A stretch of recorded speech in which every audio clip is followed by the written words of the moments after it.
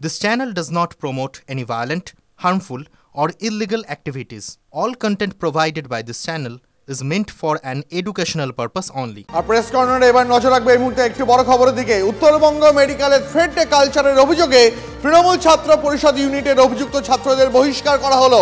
House staff TMCP নেতা শাহিন সরকার সহ মোট 12 জনের বিরুদ্ধে ব্যবস্থা নেওয়া হলো। ইন্টার্নশিপ থেকে সাসপেন্ড করা হলো। UEM Jaipur is a perfect target for prospective students aspiring for good jobs, good education with future-ready skills. Soham মণ্ডলকে সহকর্মী প্রসেনজিৎ চৌধুরী রয়েছেন এই মুহূর্তে আমাদের সঙ্গে একদম সরাসরি সেখান থেকে। আমি প্রসেনজিৎ সঙ্গে কথা বলবো। প্রসেনজিৎ, কোথাও কি একটা এই 12 জন ছাত্রকে বহিষ্কার করে থ্রেড কালচারের ইতি টানা যাবে বলে মনে হচ্ছে, নাকি এই সমস্যার শিকড় আরো অনেক গভীরে রয়েছে বলেই মনে হয়? দেখো, একটু আগে তন্ময় বলছিল আরজি করের থ্রেড কালচার প্রসঙ্গে, আমি এখানে দাঁড়িয়ে শিলিগুড়ি থেকে শুনছিলাম। এই থ্রেড কালচারটা একটা ছোট্ট শব্দবন্ধ, কিন্তু এর পরিসরটা কিন্তু অনেক বড়। এই কালচারের সঙ্গে সম্পৃক্ত থাকতে পারলে ডাক্তারির পরীক্ষায় মোবাইল নিয়ে পরীক্ষা কেন্দ্রে ঢোকা যায়, এর সঙ্গে যুক্ত থাকলে পরে পরীক্ষার হলে টোকা যায়, প্রশ্ন ফাঁস হয়ে ছাত্রের হাতে আগের দিন চলে আসে।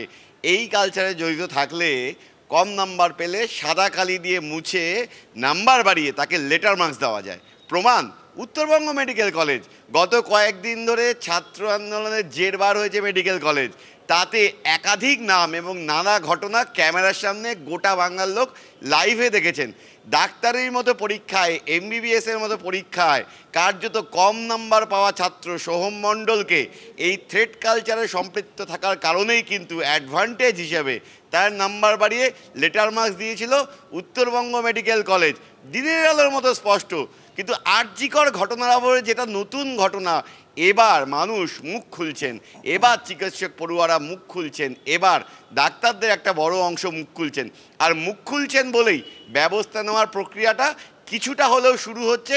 এটুকুই যা আশার ব্যাপার, যে 12 জনকে বহিষ্কারের কথা বলা হচ্ছে বা শাস্তিমূলক ব্যবস্থা বলা হচ্ছে, এই 12 জনের মধ্যে 9 জন এমন জন আছেন যাদের মধ্যে 5 জন ছাত্র যারা ডাক্তারি পড়তে শুরু করেছিলেন, ডাক্তারও হননি, তারা থ্রেড কালচারে একদম নিচের টায়ারে, তাদেরকে বহিষ্কার করছে উত্তরবঙ্গ মেডিকেল কলেজ। নজর থাকবে আমাদের দিকে। তবে উত্তরবঙ্গ মেডিকেল কলেজের প্রিন্সিপাল তিনি এই বিষয়ে কি প্রতিক্রিয়া জানিয়েছেন সেটা একবার শোনাই দর্শকদের।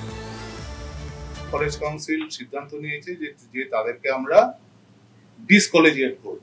যে ইন্টার্নদের নাম এসছে তাদের বেলা সিদ্ধান্ত নেওয়া হয়েছে যে তাদের সাসপেন্ড করে দেয় ইন্টার্নশিপ থেকে। যারা হাউস স্টাফ, যাদের নামে অভিযোগ এসছে, তাদের ব্যাপারে সিদ্ধান্ত হয়েছে যে তাদের হাউস স্টাফশিপ আমরা টার্মিনেট করে দেবো 1 নম্বর। 2 নম্বর ব্যাপারটা হচ্ছে সেই একই, আমরা ওয়েস্ট বেঙ্গল মেডিকেল কাউন্সিলকে লিখবো যাতে ওদের এগেনস্টে রেজিস্ট্রেশন নাম্বার ওদের দেয়া যাবে কিনা বা ওদের রাখা যাবে কিনা সেই ব্যাপারে যাতে মেডিকেল কাউন্সিল সিদ্ধান্ত নেয়।